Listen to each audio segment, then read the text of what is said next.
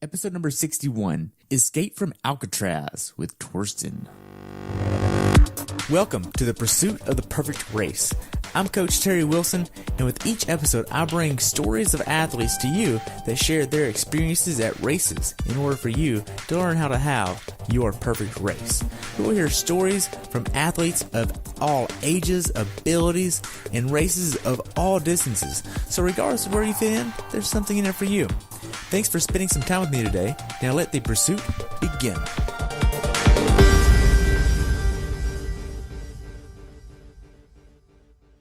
Hello everyone and welcome back to the pursuit of the perfect race.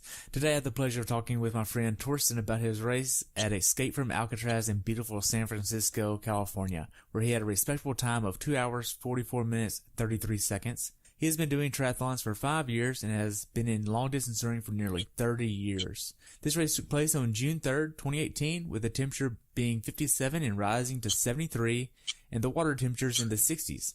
Welcome to the show, Torsten. I look forward to hearing about your escape from Alcatraz. Thank you for having me. So what made you want to do this race? I did it in 2017 when they canceled the swim.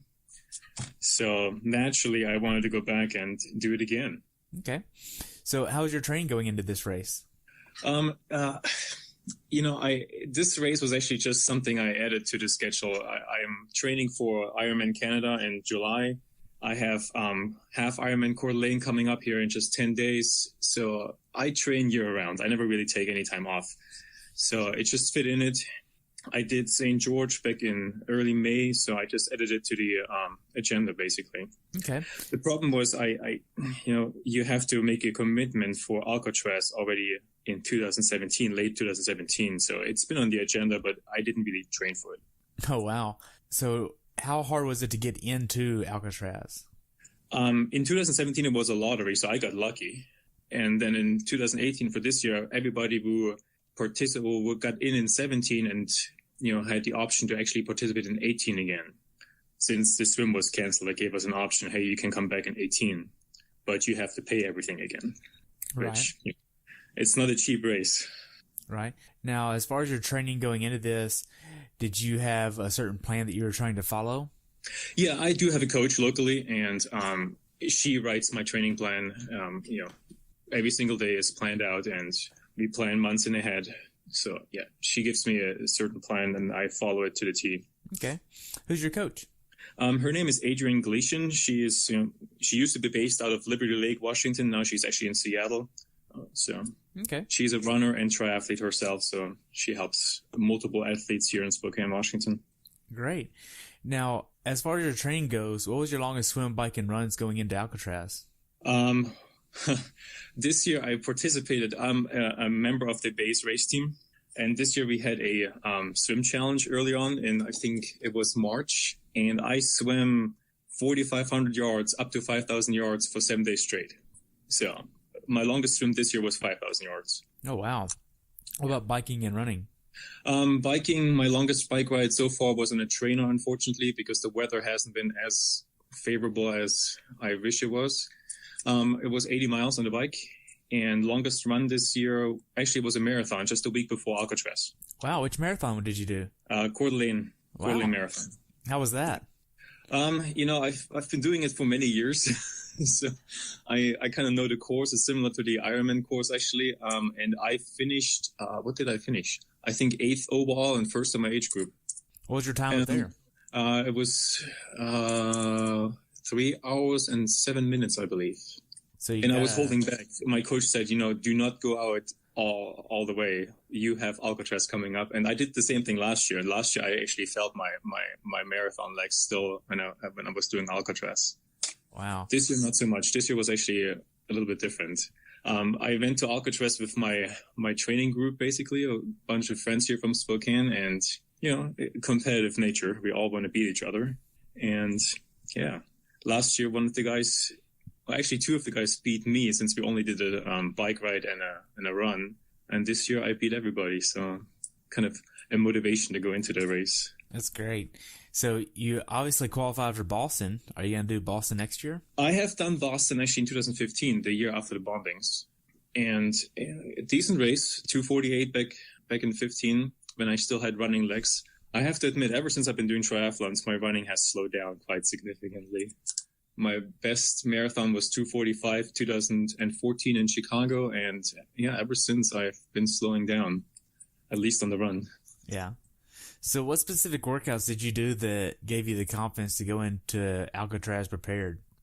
You know, we have so many different workouts. I mean, my coach really mixes it up. We have C2, zone 2 workouts to just get the endurance in. And then she mixes it up with what we call pops, where I do a warm-up and then I do 15 times for 3 minutes, zone 4 or zone 5 with a 1 minute recovery, just to get the cadence up, get the speed up, and really stress the legs a little bit. So I do this multiple times a week.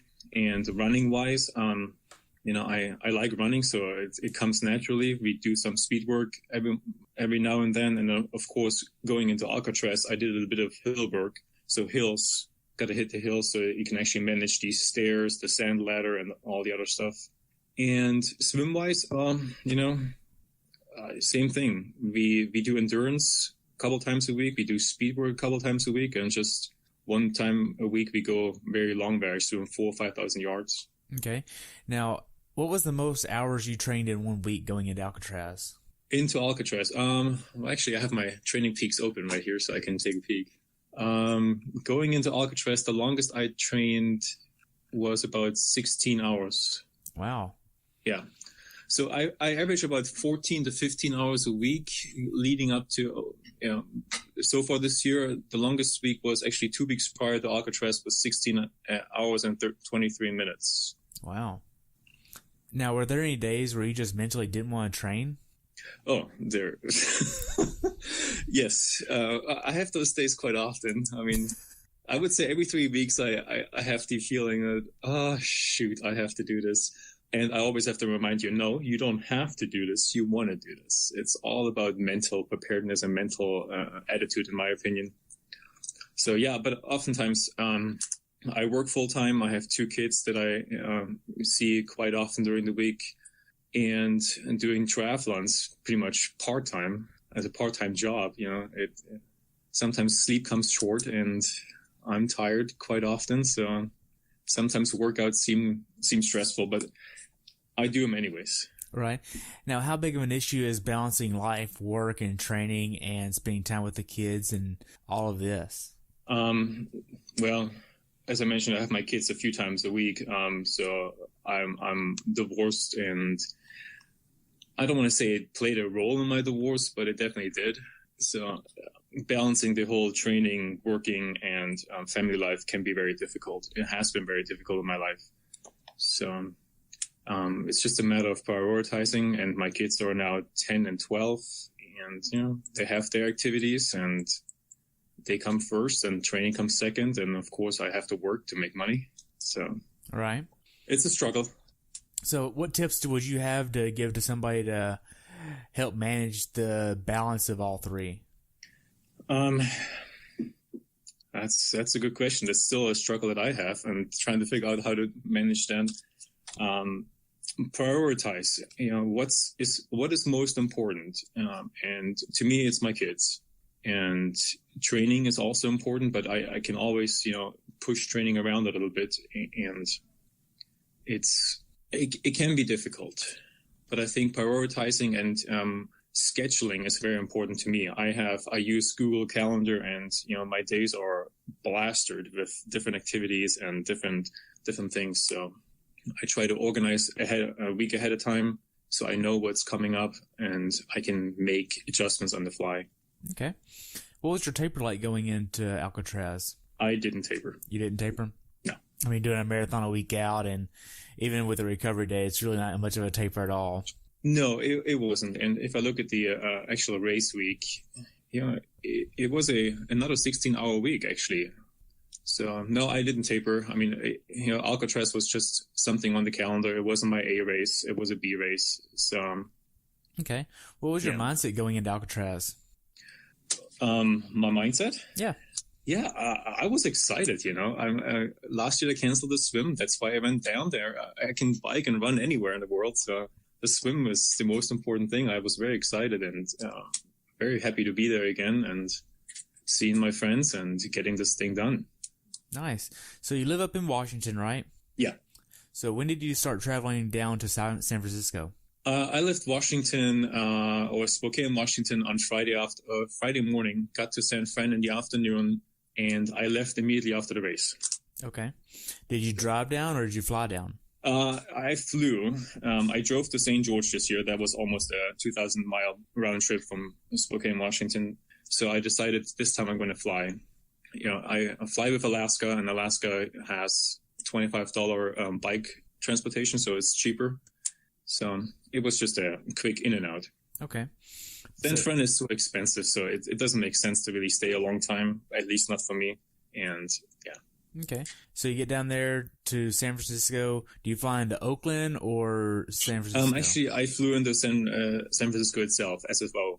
And I took a rental, drove to the hotel, went out for a 6-mile run. And in the evening, we did a group swim. On Saturday, we did a group ride to kind of, refamiliarize ourselves with the course and also take in some of the sights and the ocean views. An interesting story, on my way back to the hotel, I got hit by a taxi. Really? On the bike. Yeah, so that was fun. Any damage to the bike, or you? Damage to the bike was very minimal, just some scratches in the paint.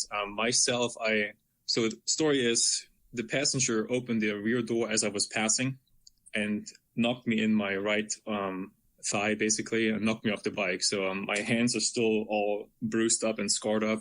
My knee was all sore and bruised up. So that was a fun experience. Wow. Now, as far as the hotel that you stayed in, where did you stay at? I don't remember the hotel name right off the top of my head, but it was about 1.5 miles from the starting, from the Green Marina. So just a quick walk. Yeah, it was a decent hotel, nothing big. And I stayed there with a friend. We shared the room, so we could split the costs. Okay. How was the check-in process for the race? It's very organized, to be honest. I mean, you go down there and very friendly people that help you out, and they guide you exactly where you need to go, and very easy. Okay. Did they have a lot of vendors there? They did have vendors there. QR, Quintana Roo was there. Nomatech was there, and some other ones too. Of course, TYR as the main sponsor, Muscle Milk as one of the main sponsors.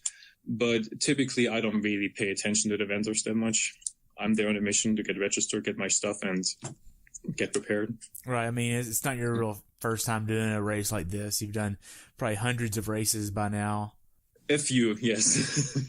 Gotcha. Now, do you have a certain meal you like to get the night before a race like this? Honestly, no, I don't. It kind of depends on where I am and what my mood is. And on that particular day before the race, we went to Chipotle in San Fran, and I just got some rice and chicken. So typically protein and some carbs. That's my routine. Okay.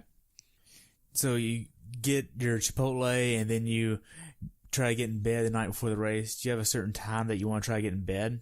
Well, given that the transition area opened at 4 a.m. in the morning, I set my alarm clock for 3:15, and actually we went to bed around 10, I believe. Of course, you don't fall asleep until later. I think it was 10:30 when I fell asleep, and that's typical for me. I don't sleep much before races anyways. Okay. Now, were you allowed to check your bike in the day before, or did you have to bring it the morning of? So there's two options. You can either bring your bike the day before, or you can bring it the morning off. And I prefer to drop it off the morning at the day before, so you don't have to deal with carrying bikes or transporting bikes in the morning. It's just too much hassle and more nervous energy. Okay. So you wake up. What's your race day morning ritual like before you leave the hotel? I try to keep it the same every single time for every single race. So I wake up, hop in the shower, brush my teeth, and typically I have a bagel and some electrolytes, and get dressed, hop in my race suit, put on some sweatpants, a sweatshirt, and then go for an easy walk to the transition area. Basically, that's always my routine. Okay, so you get to transition. How are you setting up your transition area? Every race is different, and if it's Alcatraz or an Ironman race, I mean, they all have somewhat of a different setup. But for that particular race, I had a small towel I threw all my running stuff all in one pile, and since we had to take a bus for the swim, so you grab all your stuff for the swim, and then you take the bus to the pier. So all my running stuff was in one pile. Typically, my socks go into my shoes already, so I just have to slip them on. My race belt and everything else. I race in a suit, so I don't have to change or anything. And then I had socks for the bike ride also. I stuffed all my nutrition already in my bento box, and also have some on the ground and a towel in case I want to put it in my back pocket of my suit. And I situate my helmet and my sunglasses on my aero bar, so I just grab them, throw them on the head, and ready to go, and I'm off. Okay. What type of nutrition are you using? Base nutrition, of course, and also I use blocks, Cliff blocks. Okay. Those are, all kinds of flavors. I really like their ginger ale flavor. It's kind of calming. And yeah, that's pretty much it. I started using Gatorade to supplement, since all Ironman courses, bike and run, have the Gatorade. So sometimes just water doesn't do it, or even our base rocket fuel. Sometimes it gives me an upset stomach, so I kind of switch things up a little bit depending how I feel. Okay. Now, hit a certain number per hour? That's a good question. I've been racing now for 3 years, and the first year I had issues with GI issues and calorie intake and water issues. Never enough, always too little. The last couple of years, I kind of, I take as much as I should be. I take as much nutrition as I should be ingesting, but oftentimes I end up after a race that I have leftovers. So I often go by feel, I have to admit. On the bike, I kind of force myself to eat and drink. On the run, it's all by feel. Okay. Now, whenever you're in transition setting up for the race, how much PSI are you putting in your wheels? Typically 110 to 115. Okay. What kind of wheels are you using? I'm using flow wheels, 60s. It's just, they're 2 years old. It's still the carbon aluminum mix. So they're not pure carbon, but I like them. They sound cool, they look cool, and I do believe they give me an advantage for a few seconds, but it's still to be proven, I think. Yeah, 115 is typically my obsession. I don't know why, it's always coming back to the same number. Okay. What kind of bike do you have? I used to have a Kestrel 4000 Pro, and last year I bought a Quintana Roo PR6. Wow, that's a nice bike. Yes, very nice bike, Di2 components and everything. So, yeah, she's been good. Nice. Do you have the digital shifting on there? Yes. Man, that's the bike right there. Which color did you get? I got the Stealth, the black version. Wow. So, yeah, interesting story about that one too. So I get the bike right after half Ironman Coeur d'Alene last year, and I was training on it. A week before Ironman Coeur d'Alene, I crashed on the bike. Really? So I'm going down a hill, and somebody must have dropped some sand or gravel, and I can't manage the curve and go down a 20-foot embankment. So interesting thing, I scraped up the bike, of course, and I broke the aero bar shifters, both of them, which had to be replaced before the race. Both were about $250. Oh. And I bent my rear derailleur, so that had to be replaced. So I didn't ride my bike at all the entire week before Ironman because it wasn't shop to be fixed. My shoulder was bruised and, almost dislocated shoulder. My elbow was completely shredded and open. So I went in the race with a right arm that barely worked 50%. So that was interesting. Oh, man, that's terrible. But that wasn't Alcatraz, thankfully. No, that wasn't Alcatraz. It was just a taxi this time in Alcatraz. Man. So in Alcatraz, I couldn't grab my handlebars or the handlebars going up the hills all the way because, it was all open, bleeding, and, it just hurt. Oh, man, that's crazy. So you get done with the transition, you got it all set up. What kind of helmet are you using for this race? Are you using an aero helmet? Yeah, I have a Scott helmet, the same one that Sebastian Kienle uses. I don't even know which one it is. So it's a nice helmet. It's not pure aero helmet. It's kind of a cross in between a road helmet and an aero helmet. So okay. My issues with aero helmets is that they're oftentimes really closed off, and I start overheating.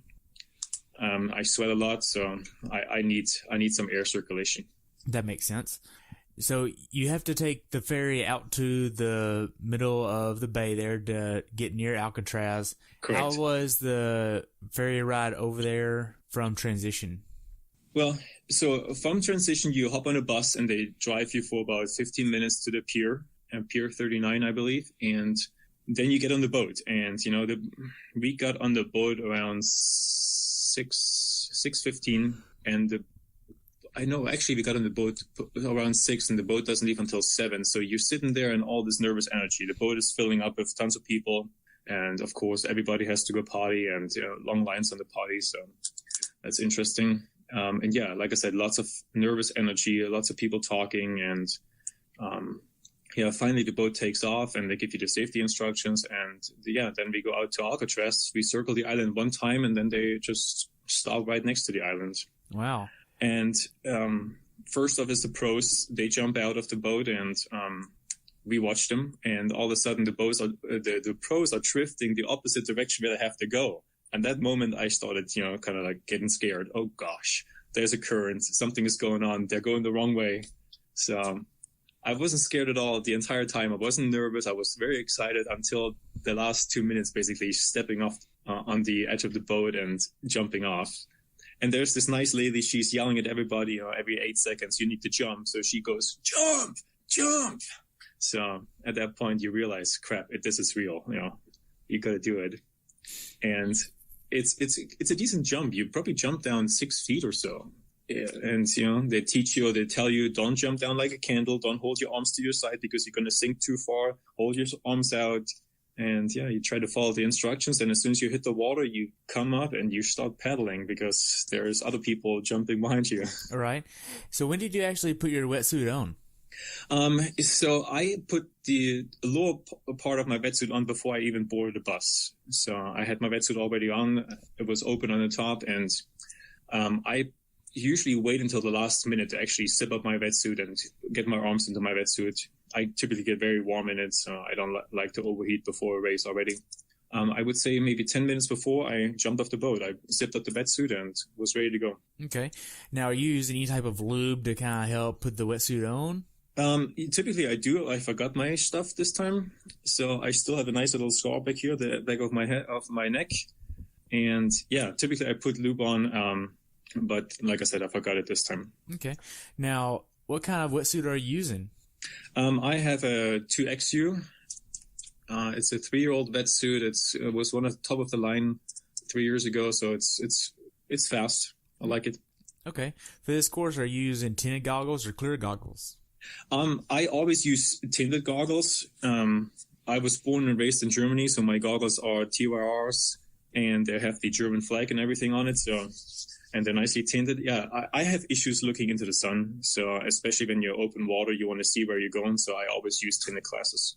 Even in the pool, I do. Okay. Now, as far as the swim, it's pretty much point to point. Were you able to see pretty good in the water, or is it all murky? What was the water conditions like? Well, I'm obsessed with planning my races out in detail. So I memorized all the landmarks they've been telling us, and that's what I was going for. So first landmark is, a kind of a marina where you head towards to, and that was my focus. And all of a sudden I'm realizing, well, all the other people are turning already, so I'm going to turn too. Then it was a white building that you focus on, then you focus on the ship, and then you focus on rocks, and then you get closer to the final destination, which is a beach. So yeah, I was able to see quite good. It wasn't foggy or anything like you would expect in San Francisco. It was quite wavy, so we had some really nice whitecaps and wind, and the current definitely made things difficult at times, but I was able to see quite nicely. Okay. Now, how did the swim go for you? Did you have a plan that you wanted to execute for the swim, or did you just want to have fun in the swim? What was it like? Yeah, actually, for the swim, I didn't have a plan. I mean, it's ocean, it's salt water, and you have a wetsuit, so you're going to be fast no matter what. You got double buoyancy, and actually, I just wanted to have fun. It's been a while since I did ocean open water swim, so I was excited, and it being a little bit rough out there was, another challenge, and I did surprise myself. I swam pretty decent. Could have gone a little faster, but I wanted to reserve some energy for the bike ride and also for the run, knowing that I had already a marathon a week ahead of time. So, yeah, it was fun. I just wanted to have fun, literally. Yeah. Good. As far as the water goes, how cold was it? You know, I'm so hyped up. It doesn't really matter to me. It was cold the day before when we did our practice swim. I mean, it felt cold, the first 5 minutes, and you have your head in the water and it's kind of like, oh, geez, this is cold. But you get used to it so quickly. I mean, the wetsuits are a marvelous thing. They keep you nice and warm, and yeah, it really doesn't matter to me.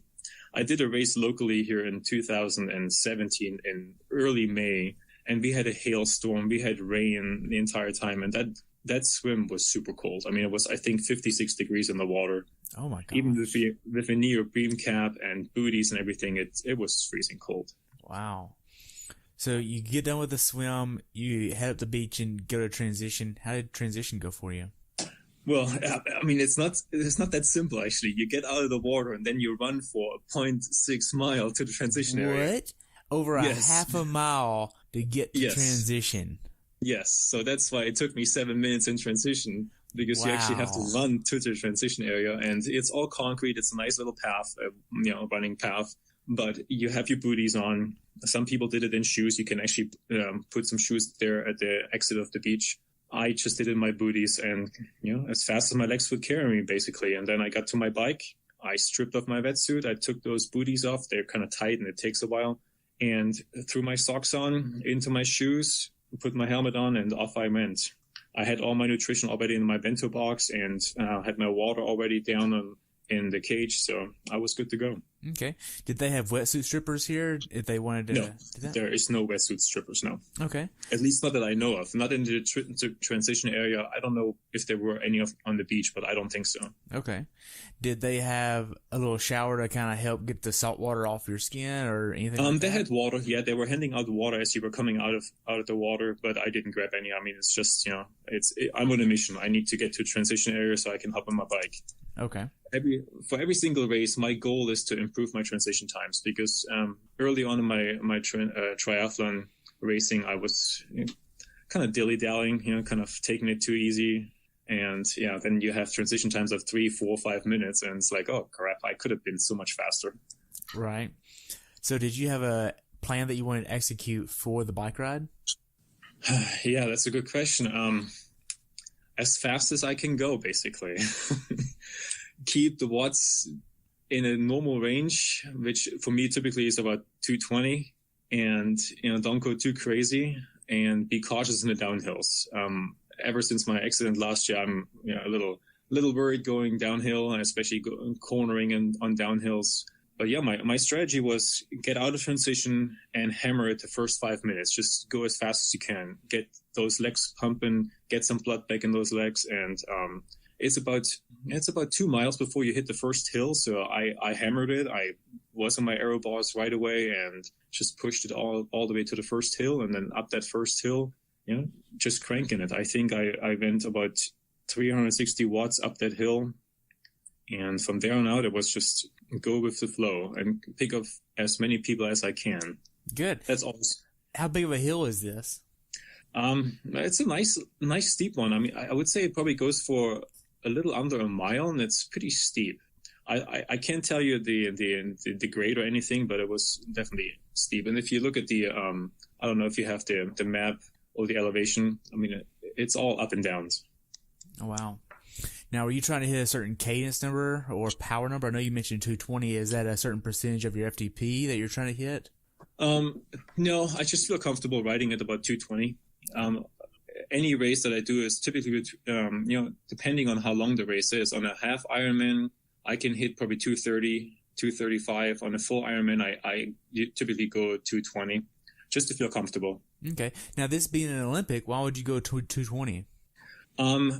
Well, because it's so much up and down. So I kind of wanted to have some level output of wattage, not to exert myself too much before the run, because I know that run is a beast. Right. I did it last year, and this year actually it was longer by 0.3 of a mile than last year. Really? They changed it up a little bit, yeah.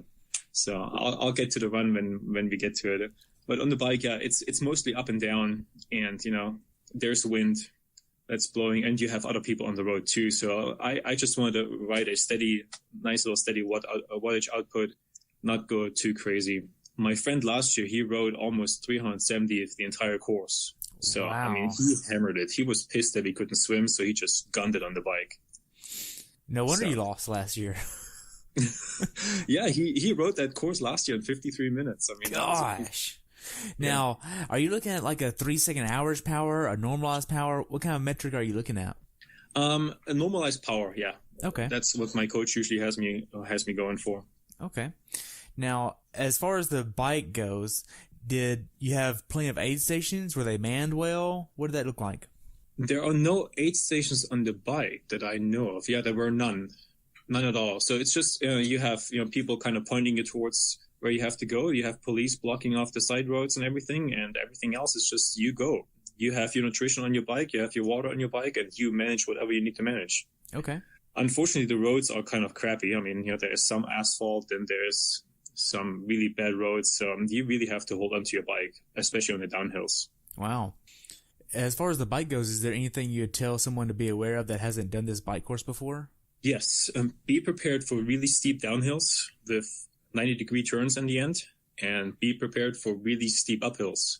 I think one of them you rode up from the beach area for probably a mile and a half, and then you took a left turn and an immediate right turn, and then you see that wall of a hill in front of you. So all you need to remember is shift down and just go.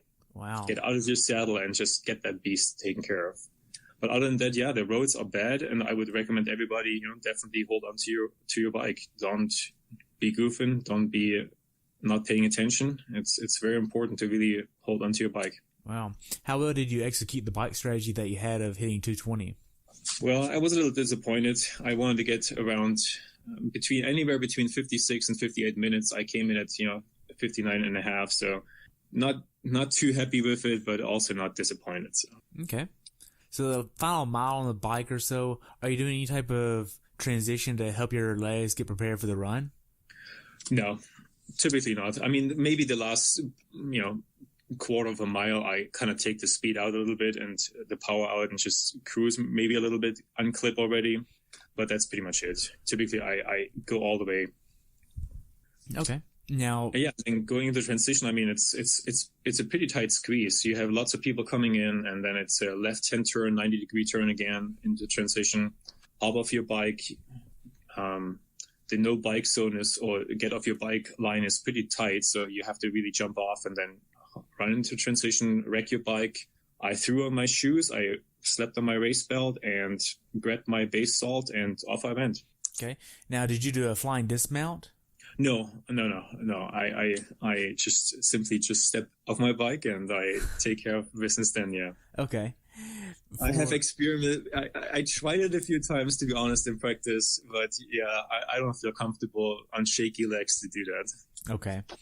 Did you have a certain strategy you wanted to execute for the run? Yeah, go as fast as I can. Because I know my friend Adam, he is fast in the swim. He's a superior swimmer. He's a great cyclist. The only issue that he is about 6'4". He is not a runner. So I knew if I see Adam on the course with maybe 4 miles to go somewhere, I can catch him. So that was my strategy. Go as fast as you can. Enjoy as much as you can too, because it's a very challenging course and it's an accomplishment to get it done with all the steep hills, with the different steps that you have to take and the sand ladder and so forth. So yeah, I told myself, go out a little slow on the first couple miles, get your legs back and get in the groove for running, and then just go with the flow. Okay. So the sand ladder, what is the sand ladder? I'm not familiar with that term. Okay, so you run along the coastline basically, and at one point they take you down all the way to the beach, and you run on the beach right next to the ocean, and then you turn around, you run back on the ocean, and then all of a sudden they take you up in the dunes. So it's literally, you go straight up a cliff that is all sand and has a few wooden blocks in it and a rope that you can hold onto, and then you have to go up that thing. It's very steep. You can't run it. You have to climb it, and it kills your quads like crazy. I mean, nobody really runs up there. Even the pros hold onto the ropes and pull themselves up. Wow. So in the middle of all this running, you're getting sand in your shoes. Yep. How annoying is that? At the moment when it happens, especially when you first come into the soft sand, I mean, you have tons of sand in your shoes. Yes, it's totally annoying. But I think given that, once you hit that spot, it's only 4 miles to go, you focus on that, or I focus on, let's get it done. Don't worry about that stuff and just go. Okay. It's a very strange feeling to be slipping in your shoe on sand. Yes, it's very awkward. Wow. Now, did you have a nutrition plan for the run? Yes, I did have 2 Cliff blocks with me, both ginger ale, and I also had a base nutrition bar. I finished one of the Cliff blocks, and I ate some of my bar, and of course I had base salt and water on the course. So, okay.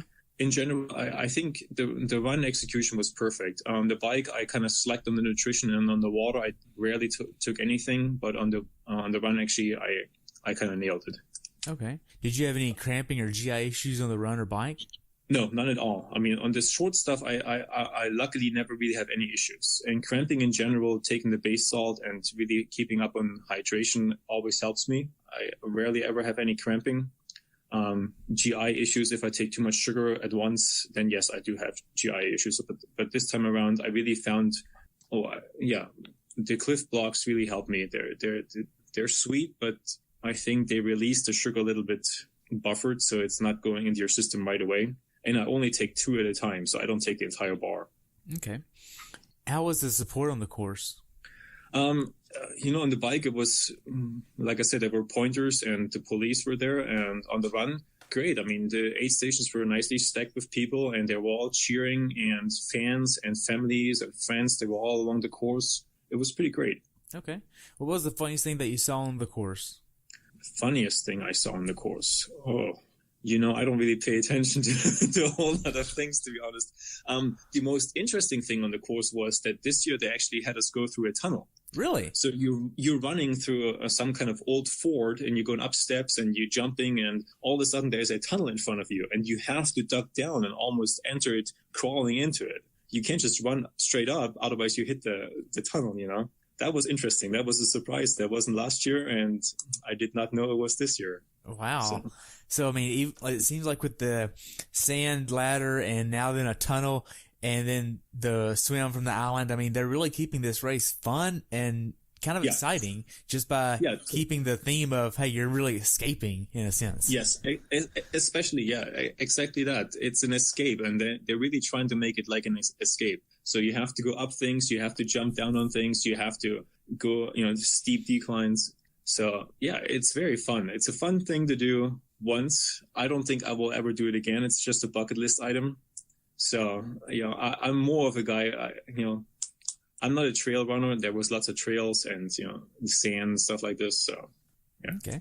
So mentally, how hard was this run course for you? It was a challenge for sure. There was long uphills and long downhills, and the downhills always kill me. It's hard on my knees. It's hard on my quads. And then finding a rhythm again once you hit the sand, I mean, that's a difficult thing too. I was looking for my friends out on the course, whom can I catch? And I caught Adam with 2 miles to go. And the last 2 miles, I was knocking out at 6:34 and 6:38. So, wow, decent pace. Now, how are the final few miles for you? The last few miles? Yeah. It's just holding on. And I start running very fast in the end, all my races. And as soon as I saw Adam with 2 miles to go, I knew I'm just going to gun it. So, and that's what I did. I ran a 2:34 and a 6:34 pace on the second to last mile. On the last mile, I ran a 6:33. So definitely very fast. Wow. So the last 800 yards before the finish, how was that? It's exciting. You're almost done and you have people cheering for you, and you can hear the announcer calling other people's names. So it's always that moment when you realize, well, you did it. You did a good job. Just finish strong and smile. That's always what I have to tell myself, smile, because I'm so focused, and typically on my race photos, I look very serious. So I remembered, that entire finishing chute is all grass, so it's kind of uncomfortable running, but I just went down there and was happy to be done. The swim, the bike, and the run. And, I smiled when I finished. Great. So what'd you do after you crossed the finish line? After I crossed the finish line, I waited for Adam, my friend. He was about a minute behind me. And we went and got our medals engraved right away because they do free engraving of the medals right away. So we got in line for that. And then we waited for the rest of our friends. We had 2 more couples coming, and Adam's wife also came in. So we waited for everybody, and then we got some food. We sat down and we chatted, we laughed, and then I had to rush back to my hotel to pack my bike and head back to the airport. Wow. So I know you have a QR. How hard was it to pack your bike? It's not too hard. One of my friends gave me his, what is it called? Skycon bag, where you can just, rack your bike fork mounted in the front and the back, and you can actually leave your aero bars on. So it wasn't too hard. It took me maybe 20 minutes to get it all situated, all packed up, and not too bad. How was your recovery process after the race? Recovery.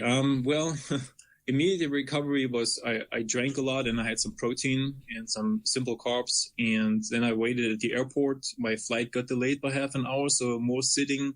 Typically, I don't sit. I walk around quite a bit. I got back home around 9:30.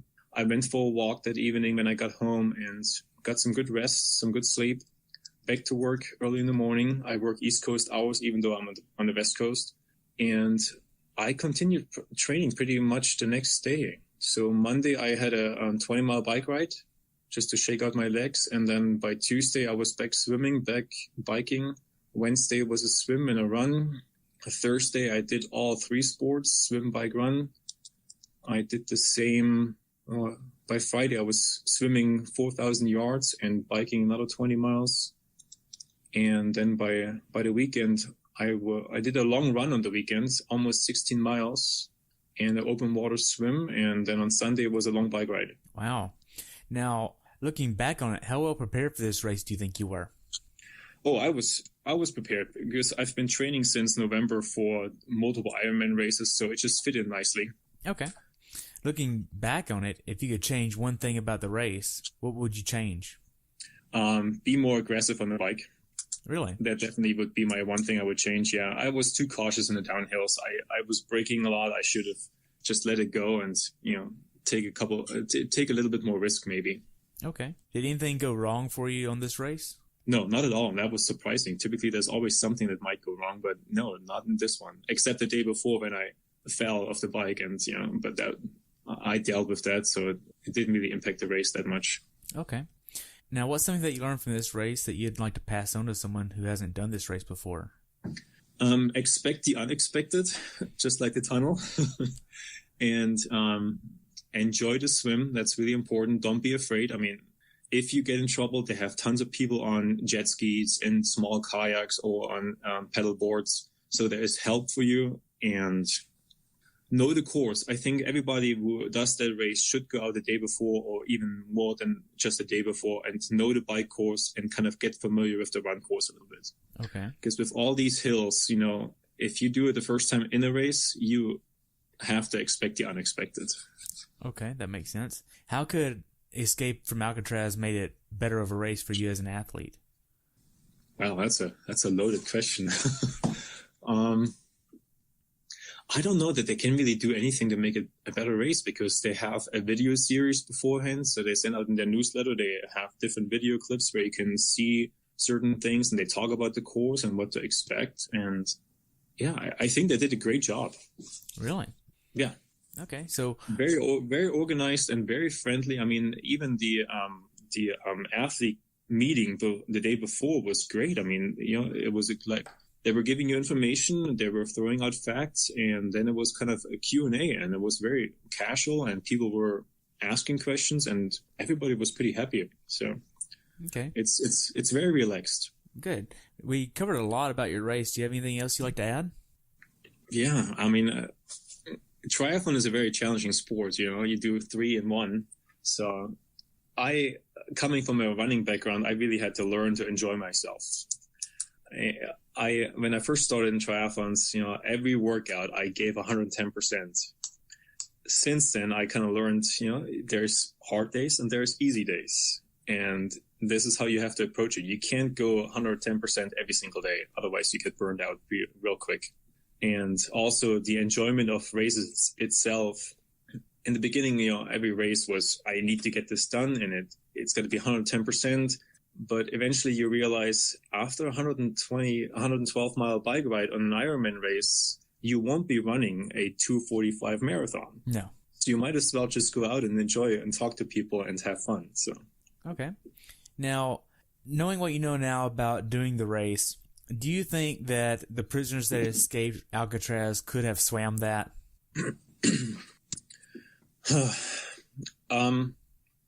Well, I think it's possible. Yeah. Okay. On a calm day, anybody has a chance to get off that island, even if you're not in the wetsuit. I think, yes. If it was a kind of a rough day like we had, or the year even before when they canceled the swim, I don't think it would have been possible. No. Okay.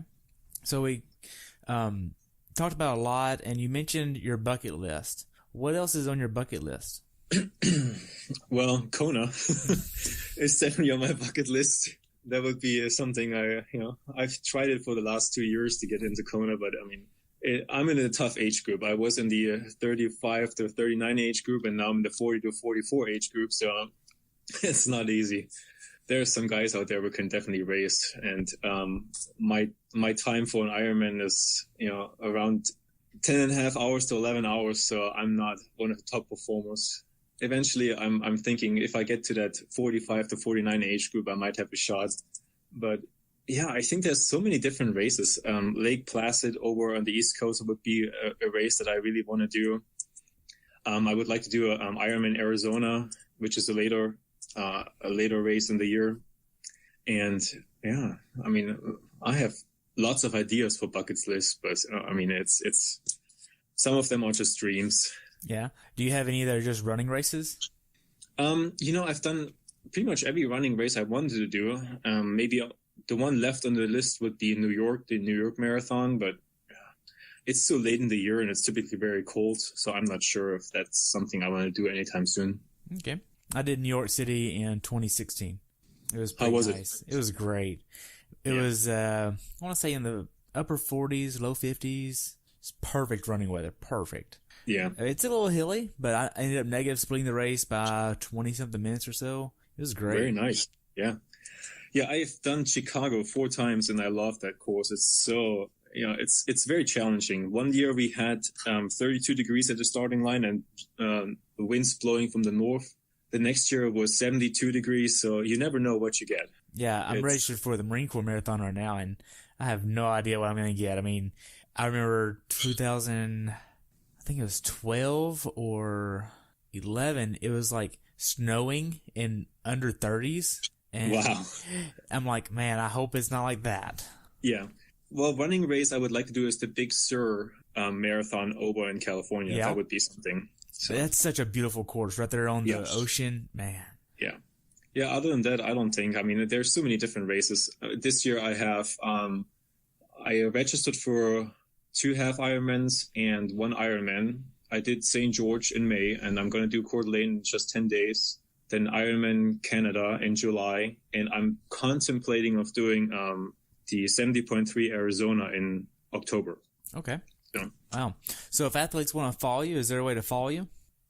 Well, I do have a Twitter account. But I don't even know my Twitter handle anymore.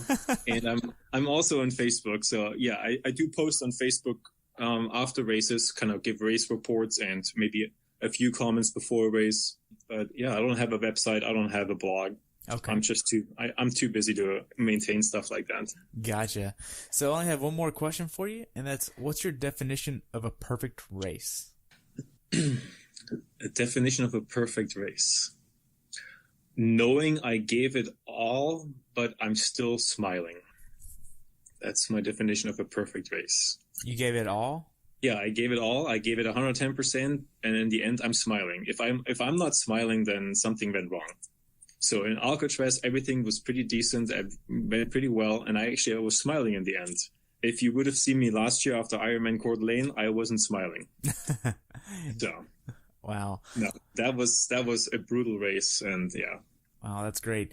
I really appreciate your time today, and I enjoyed hearing about your race at Alcatraz, and I'd love to have you back on after Coeur d'Alene and after you're full this year if you'd like to come back on. Yeah, definitely. I would love to. Yeah, Whistler is my big thing this year, and my entire training group, we're all doing it in Whistler. We all do a Coeur d'Alene, so it's going to be fun, and yeah, please have me back. Awesome. Well, hope you have a great day, and we'll look forward to talking to you soon, okay? Yeah, sounds good. All right, Thank you. Have a good day. Thanks for tuning in today. I hope you were able to learn something from today's episode. If you enjoyed the show, please take a minute to leave a review on iTunes or share it with a friend. Be sure to subscribe so you never miss an episode. If you'd like to see pictures from this athlete's race, learn more about who I am, what I'm doing, or be on the show yourself to share your story, check out my website at CoachTerryWilson.com. Until next time, continue the pursuit.